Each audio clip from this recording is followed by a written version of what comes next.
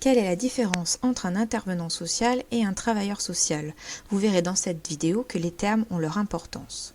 Le premier des deux à être apparu est le terme de travailleur social à la fin du XIXe siècle, mais l'usage de ce terme s'est imposé au début des années 70 pour deux principales raisons.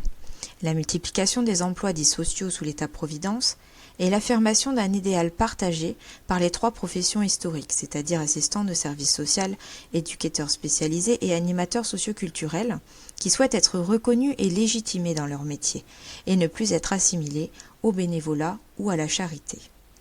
De nos jours, on compte 13 diplômes du travail social qui sont définis par le Code de l'action sociale et des familles. Un travailleur social est donc une personne qui détient l'un de ces 13 diplômes. Parmi ces 13 diplômes, on compte donc le diplôme d'État d'accompagnant éducatif et social, le diplôme d'État d'assistant familial, le diplôme d'État de technicien de l'intervention sociale et familiale, le diplôme d'État de moniteur éducateur, puis reconnu Bac+3, le diplôme d'État d'assistant de service social, d'éducateur spécialisé, d'éducateur de jeunes enfants, d'éducateur technique spécialisé, et enfin de conseiller en économie sociale et familiale.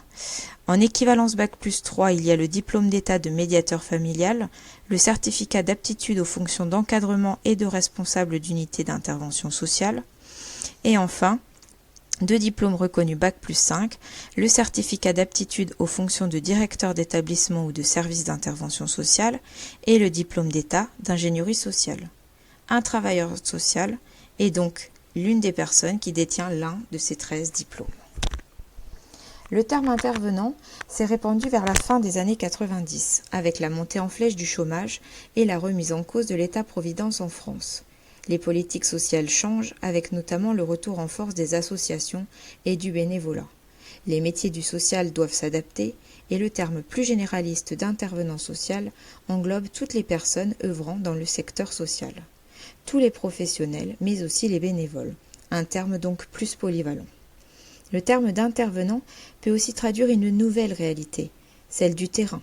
À l'inverse des postes de cadre de management, qui sont moins au contact des usagers, plus administratifs, les intervenants sociaux se définissent donc comme ceux qui interviennent, qui sont sur le terrain et au contact direct du public.